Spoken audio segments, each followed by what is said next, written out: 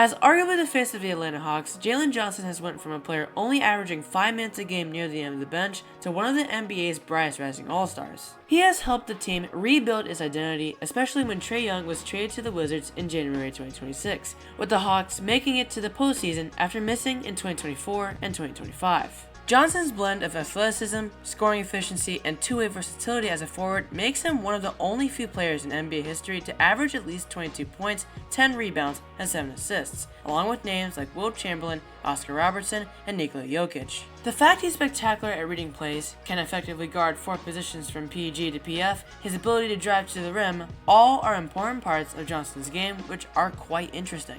But how did we get here? How did Jalen Johnson improve this quickly? What were the events along the way in his first few years? Stick around as we dive into the history of Jalen Johnson.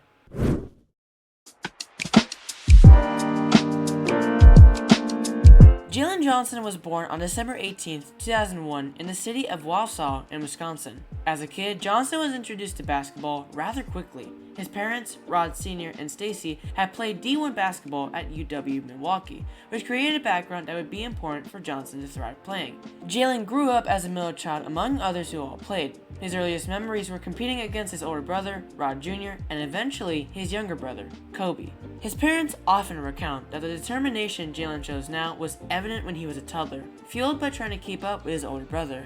He spent his elementary and middle school years in Sun Prairie, and while most kids his size were and immediately put under the basket as centers, Jalen's father, Rod Sr., insisted that Jalen learn the game as a guard. This helped develop his ball handling and passing vision we are all watching today. He continued to improve, with coaches and scouts being very impressed. His growth spurt occurred in 7th and 8th grade, whilst he started touching the AAU. He played for the Wisconsin Playground Warriors and later Wisconsin United, where videos of Johnson pushing the ball coast to coast and dunking on older kids were posted on platforms like Ball is Life and Hoops Fix. Rejecting early offers from private academies, he chose the Sun Prairie High School to play with the friends he had grown up in the middles. This loyalty made him a hometown hero, leading the Sun Prairie Cardinals to a 24 record in 2016-17 as a freshman. He began appearing on recruit watch lists for the class of 2020. By the end of his freshman year, he was already being scouted as a potential 5-star talent. Into 2018, he moved up to become a top 10 to 15 recruit. He averaged 18, 9, and 4, also having over 3 stocks in the 2017-18 season,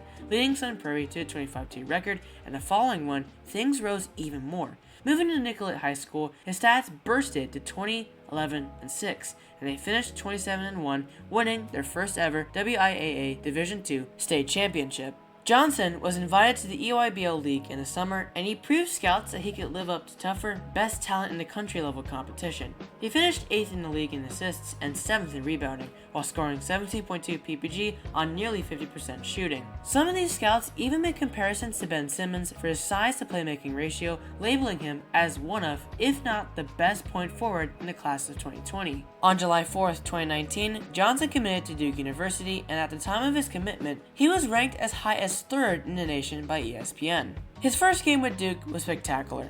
On November 28, 2020, against Coppin State, he dropped 19 on perfect 8 for 8 shooting with 19 rebounds, 5 assists, and 4 blocks. He became the first player in the college's history to post that specific stat line, once again further establishing that he was a top-tier prospect. Freshman Johnson averaged 11, 6, and 2 in 13 games, 8 of which he was a starter. He was selected first team preseason All-ACC, and later in the season on February 15th, Johnson declared for the NBA draft. This didn't come without controversy though. Some analysts questioned his commitment to the team, while others defended it as a move to protect his health and draft stock during the coronavirus-ridden season. Ahead of the 2021 draft, Johnson attended the combine, and what stand out was the size of his hands. He recorded the largest hands out of all the draft class, 9.75 inches long and 10.5 inches wide. Weighing 209 pounds at 6'9", his physical profile was a key part of his draft stock. Lean and highly athletic, he only had a body fat percentage of 4.5%. In mock drafts, Johnson was projected to be in the top 15 or 20, and sure enough, he was selected 20th overall by the Hawks, a team that was coming off an Eastern Conference Finals appearance. The rookie Johnson spent most of the 2021-22 season away from the NBA spotlight. He was sent to Atlanta's G League team, the College Park Skyhawks, where he showed dominance as a primary offensive option. In his time there, he averaged 21, 11, and 3, showing flashes of a perimeter game that would eventually become his trademark. However, he struggled with three-pointers as Johnson only shot around 27% from 3PT. Johnson appeared in 22 NBA games and only averaged 2.4 points and 1.2 rebounds. Early on, Johnson struggled with defensive rotations and came into foul trouble. He would often overcommit to helping in the paint and then be a half a second too slow to recover to shooters on the perimeter. He was tunnel vision at times, didn't have the lower body strength to hold off bulkier veterans like Giannis or Embiid, and when being off the dribble, he often reached from behind, something that almost always results in a whistle. In 2022-23, Jalen Johnson saw slightly increased minutes, from 5 to 14. He started in a game for the first time on November 2nd, 2022. Johnson added some muscle to his frame, allowing him to now hold his ground more effectively against those bulky opponents. Johnson averaged 5.6 points, 4 rebounds, and 1.2 assists as he moved out spots in the bench rotation, becoming more and more reliable. During the season, the Hawks had a coaching change. They transitioned from Nate McMillan to Quentin Snyder. Snyder's system, which prioritized quick decision-making, fit perfectly with Johnson's ability to pass on the move. Johnson had a late season surge in terms of production. His last 4 games of the regulars saw him score in the double digits in 3. 75% simply put. Johnson appeared in all of the games of the Hawks' first-round matchup against Boston. In Game 3, he assisted with a W, scoring in double digits, but Atlanta went on to lose in 6. As Johnson entered into Season 3, he underwent some major improvements in the offseason. He worked on his conditioning, lower body strength, and stamina. His jump shot mechanics and confidence also saw some work, allowing him to shoot with better efficiency and volume. The 2023 offseason was the first full summer Jalen spent under head coach Quentin Snyder. Snyder made some system changes so that Jalen was to be the primary decision maker in transition. He also challenged Johnson to be a defensive anchor. Johnson then mastered his complex defensive schemes. The 2023-24 season went underway and it was immediately apparent Johnson was a different player. He started in 52 of 56 games and his stats absolutely rocketed. Johnson averaged 16 points, 8 rebounds, 3 assists, and 1.2 steals. Now a double-double threat, he was the front runner in the voting race for the Most Improved Player award until late season ankle sprain troubles slowed his momentum. He shot 51% from the field, 35% from 3, up from 28 last season, and 72% from free throws. However, Atlanta missed the postseason after losing in the play-in against Chicago as a 10th seed. They finished with just a 36-46 record, and the team also struggled through Trae Young missing over 25 games. When he was on the floor, Atlanta had better offensive and defensive ratings. For 2024-25, what happened was quite a roller coaster. Before the season tipped off, Jalen Johnson signed a 5-year, $150 million rookie skill extension. It was a clear signal that the team viewed him as a co-star alongside Trae Young, rather than just a supporting piece. In the games he played, he proved that the previous season wasn't a fluke. He jumped from 16 to 18 points per game, his playmaking volume nearly doubled again, and he hit the 10 rebounds per game mark for the first time. His defense continued to improve as he averaged 1.6 steals and a block.